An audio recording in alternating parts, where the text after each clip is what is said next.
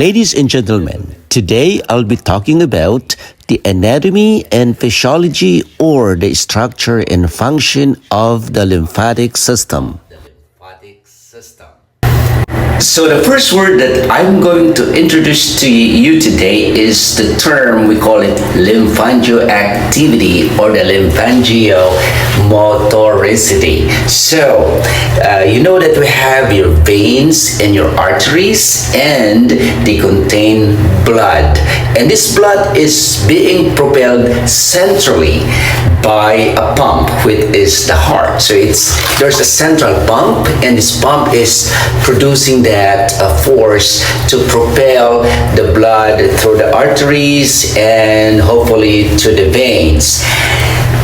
On the other hand, the lymphatic vessels are different. So they themselves pump the lymph or the lymphatic fluid from the peripheral location towards a more central location, which is what we call the regional lymph nodes. It's coming from the extremity that they pumped this lymph or the lymphatic fluid centrally.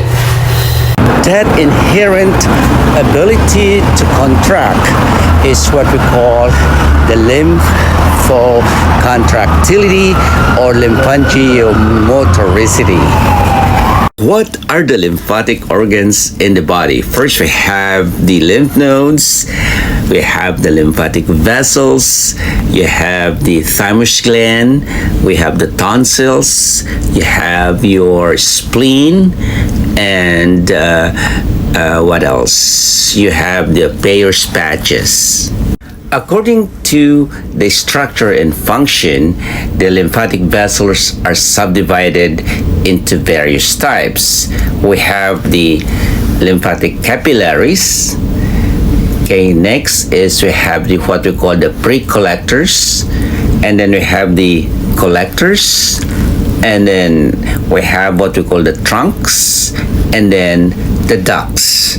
Again, let me say that again. First, we have the capillaries, and then we have the pre-collectors, and then you have the collectors, and then we have the trunks, and then the ducts. So let's talk about the lymphatic capillaries. The lymphatic capillaries, they are composed of three structures only. First, we have the endothelial cells. Second, we have the basement membrane. And third, we have the anchoring filaments. So it is important to remember that as opposed to the blood capillaries, the lymphatic capillaries are relatively larger than the blood capillaries. This is because they need to accommodate fluctuating fluid as they absorb or drain fluid coming out of the interstitial space. So that said, the lymph capillaries are very fragile structures because it's only composed of the endothelial cells and anchored by the anchoring filaments to the interstitial space. So, say for example, there is increased amount of fluid volume in the interstitial space. What happens is that the anchoring filaments will pull the endothelial cells so that the endothelial cells will open, okay, so that the fluid coming from the interstitial space will be drained or will be absorbed. It's also important to mention that the lymph capillaries don't have valves, so therefore fluid can go either direction, go forward or backward. And also they don't have the connective tissue structures, you don't have the muscle cells, they don't have like what I said, the valves, and it's just so fragile. They're just being anchored by these tiny anchoring filaments to the interstitial space. So therefore, when you're doing MLD, so what you call the manual lymphatic drainage, okay, it has to be done very gentle, very light, because you can easily damage the lymph capillaries, especially when they're already damaged. So next is what we call the pre-collectors. The pre-collectors, like the capillaries, they also have their absorbing capacity or abilities. So they are oriented vertically between the lymph capillaries and the collectors. So these are the pre-collectors. They are, like what I said, oriented vertically. So in some areas they possess smooth muscles. They also have some valves. So now we're going to talk about the collectors. Collectors are the transporting lymph vessels. So like the veins, they have three layers. First, we have the tunica intima, we have the tunica media, and then the third is we have the tunica externa. So tunica intima, which is very intimate to the lymph fluid, circulating lymph fluid, is composed of the endothelial cells and the basement membrane. The second layer, where is the tunica media, is composed of smooth muscle cells, and then the tunica externa is composed of collagenous connective tissue.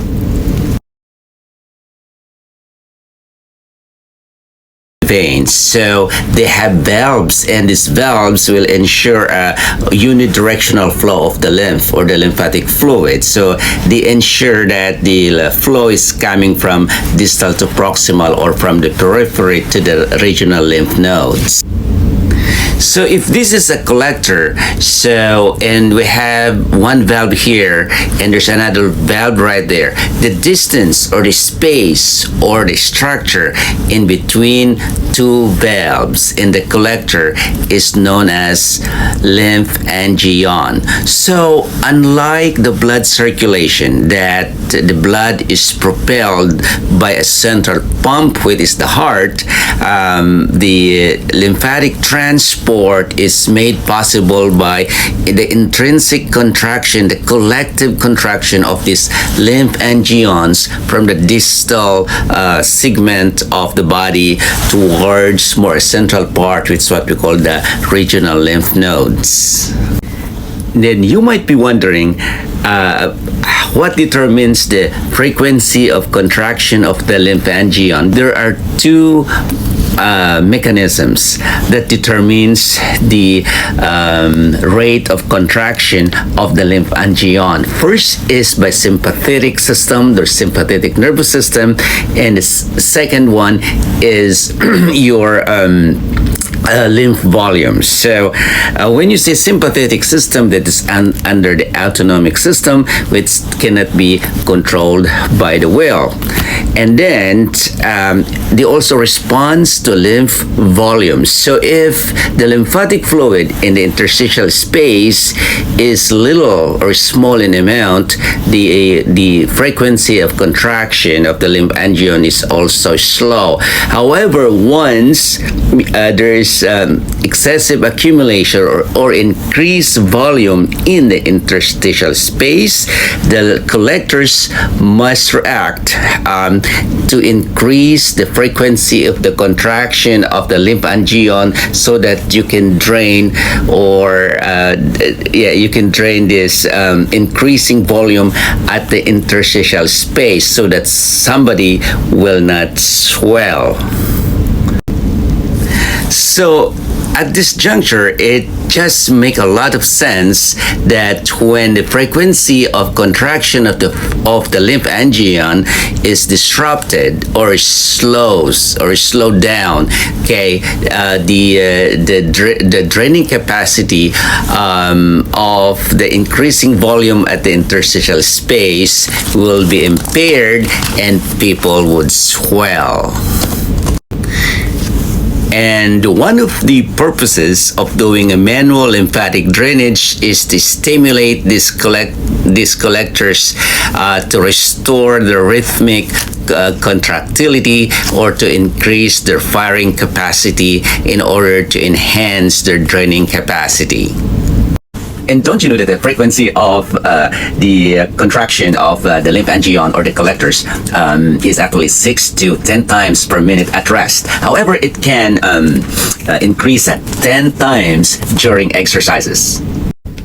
So I have already mentioned about exercises, but what are the other factors that enhances or increases the contractility or the activity of the lymphangion, or that enhances or increases the pumping mechanism of the lymphatic vessels? Okay, like what I said, we have physical activity. The second one is heat. So if we expose ourselves in a hot environment, what's going to happen is there will be a increased extravasation of fluid in the interstitial space, and that fluid needs to be drained out of there. So therefore, the lymphangion has to increase its frequency or firing frequency in order for the fluid to be drained out adequately. And the other factor that could increase their activity as well will be inflammation. So in cases of inflammation, we as human beings, we encounter a lot of inflammatory processes. However, say for example, a patient has a wound. Okay, there's a massive inflammatory process going on around the wound or within the wound. The contractility or the rate or the frequency of contraction of the lymphangion in an attempt to reduce swelling within the wound. So what are the other factors that support the transport of lymphatic fluid, or what are the other mechanisms wherein the lymphangion or the lymphatic collectors enhances their activity? Okay, first is we have the activity of the skeletal muscles. So we have what we call the muscle pump. Therefore, in cases of weakness of the muscles, okay, what's gonna happen? Are you gonna swell more or the other way around? So most people who have weakness, especially when they're immobile, there's not a lot of activity in the muscular system going on, okay, you would notice that these people would swell more. It just makes sense that if you have a patient in the hospital day one or upon admission, you need to get them moving. Otherwise, when you especially if this patient have already a pre-established diagnosis of lymphedema, a 3-day stay or 4-day stay in the hospital on a recumbent position, lack of activity would surely enhances or promote the exacerbation of their lymphedema. The other mechanism is what we call the arterial pulsation. So you know the arteries, they have pulsation like this, right? So that pulsation would also enhance the pulsatile or the contractility of the lymphatic collectors. Now, other thing is the respiratory pressure changes. So when you inhale, so you decrease the intrathoracic pressure, and then when you exhale, you decrease that. So within the changes in the intrathoracic pressure during respiration will also enhance the transport of your lymph. The other thing is the negative pressure in central veins. That's a little bit deep for me to discuss here. The other factors will be the external pressures, like if you apply a manual technique like a manual lymphatic drainage, it will also enhance the transport of this fluid.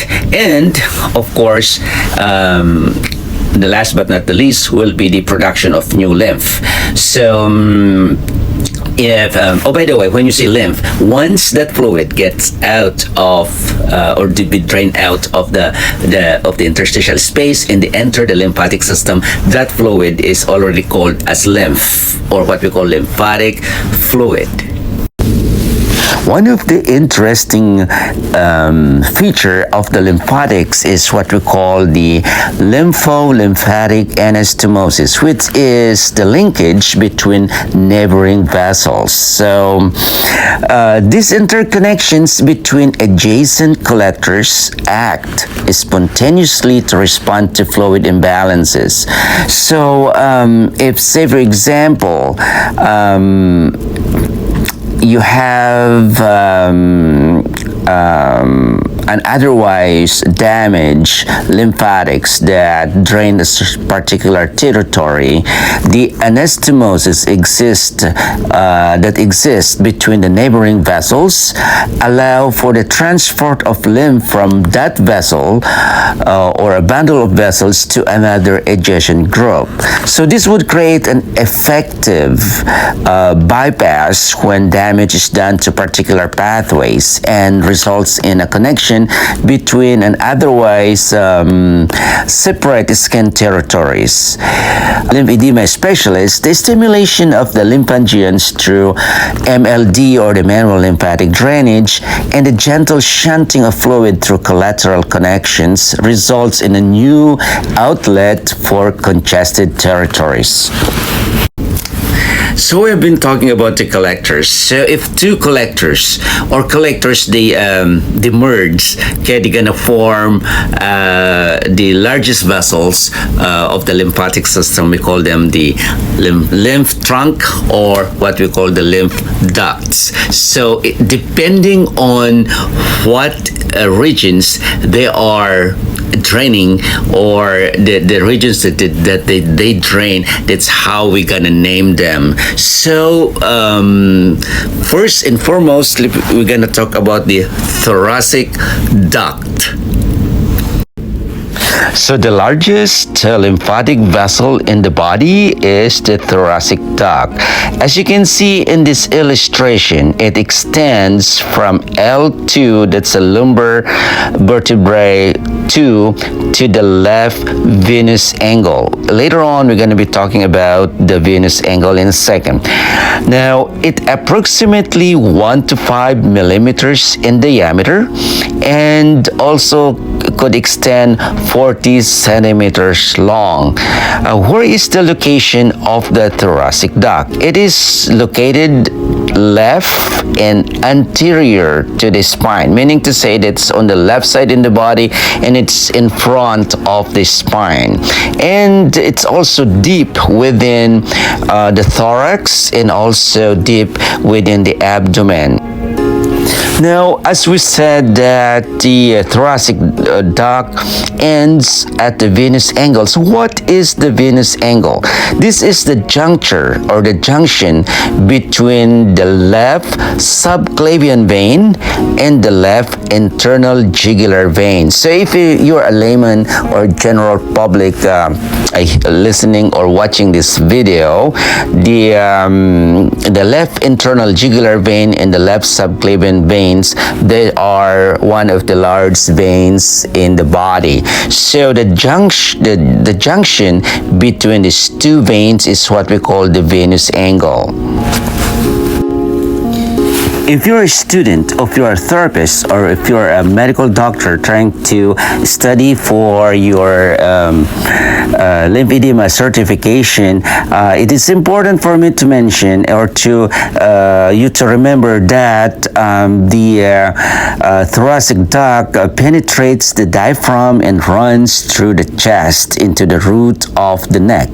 The thoracic duct can be subdivided then into three regions. We have the abdominal component, or the thoracic component, or the cervical portions of the duct. So at the base of the abdominal portion is a sac-like enlargement.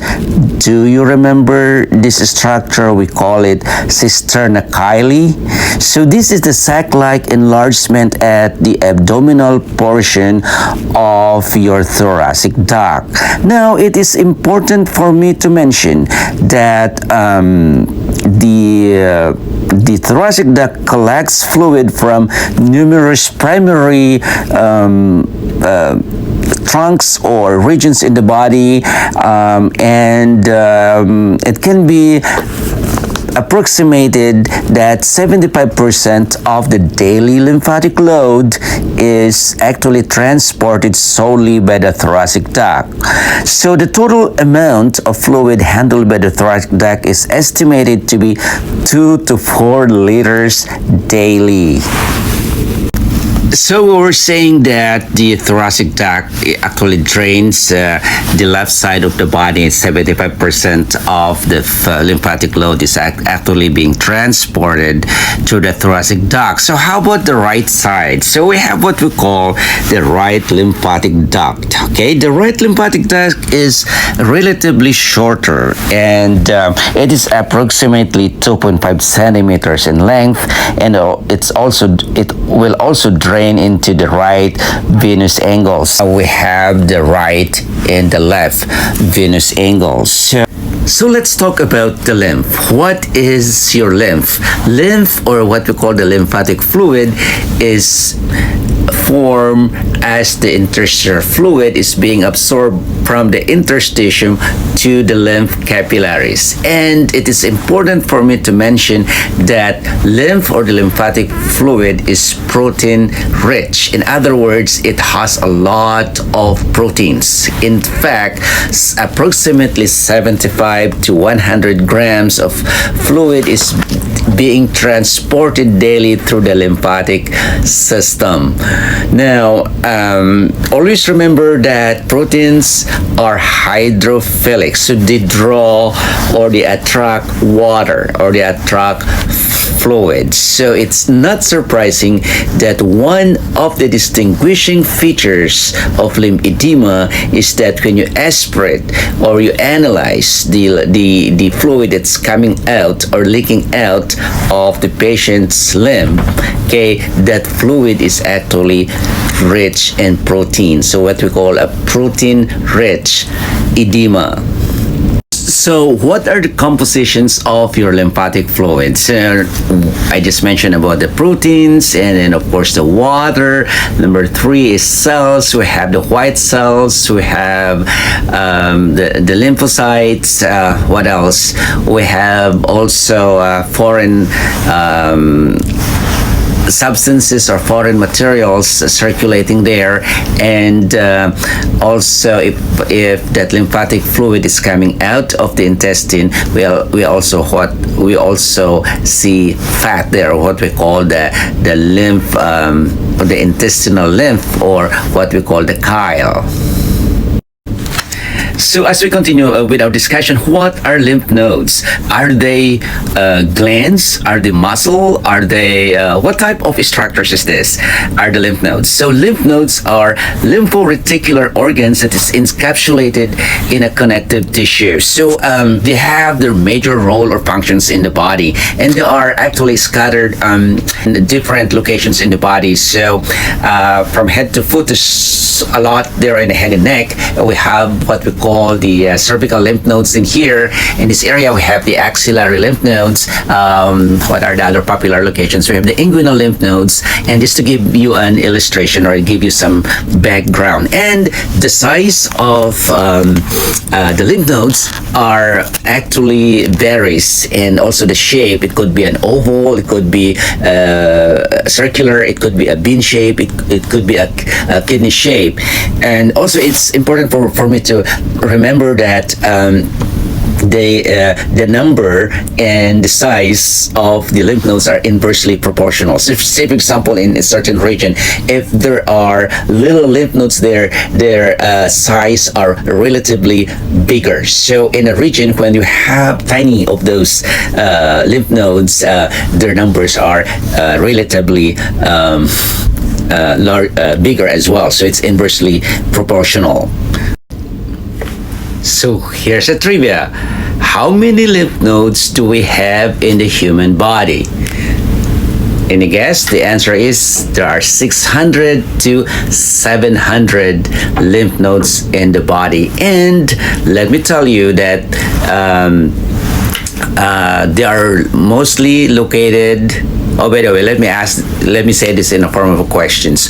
Where are the lymph nodes usually located in the body? I asked this to some of my patients, and they always tell me that, oh, they are on the neck. So actually the answer is no. They're mostly located in the abdomen. So but location-wise, where are they located? They're actually deeply situated or embedded in the adipose tissue. In other words, in the fat layer, okay, in the fatty layers on there, they're embedded in the adipose tissue in the body. So now, are they palpable? Because of their location, they are not usually palpable. So therefore, once you are able to palpate or any palpable lymph nodes, it's usually suspicious. Suspicious of what?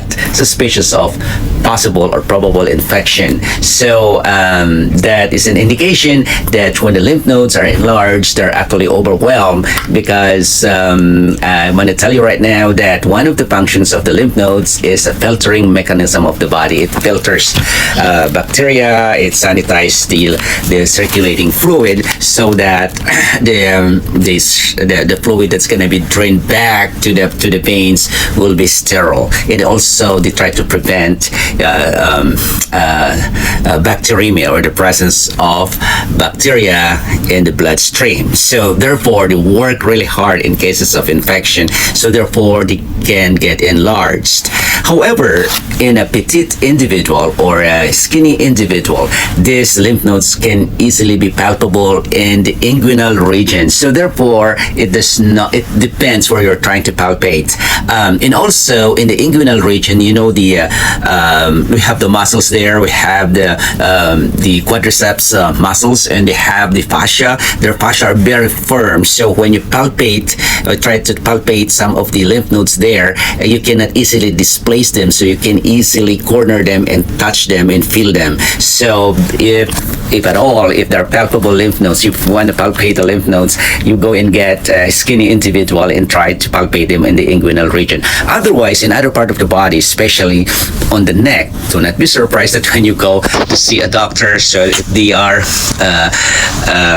considering infections, they go ahead and palpate your neck region. So in their documentation, they usually write palpable lymph nodes in the cervical region. What does that mean? Meaning to say that they're considering a process, could be an inflammatory process or an infection. It can also get enlarged in cases of malignancy or in cases of cancer. Say, for example, there's a cancer on the breast region, and you palpate the axillary lymph nodes, and they're enlarged and are easily palpable. That could be suspicious of malignancy on the area that's particular lymphatic system drains.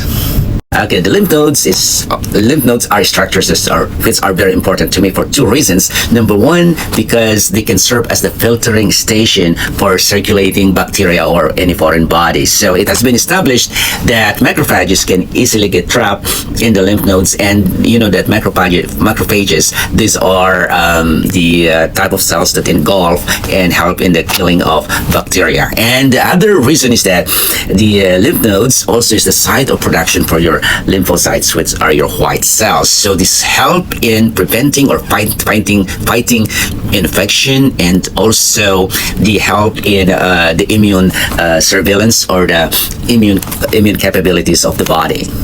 So as a wound and lymphedema specialist, there are two regional lymph nodes that I am interested about.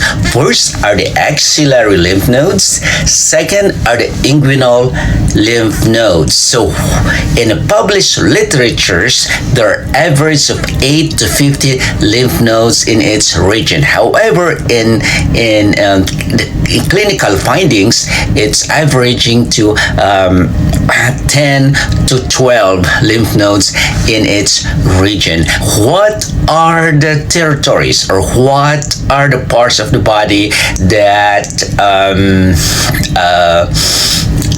the axillary lymph node drain? The lymph nodes receive lymph coming from the upper extremity, okay, from the shoulder region, as well as the anterior, the front, in the posterior, the back, portion of the thoracoepigastric wall. That is the region from here to here. That's what we call the thoracoepigastric wall.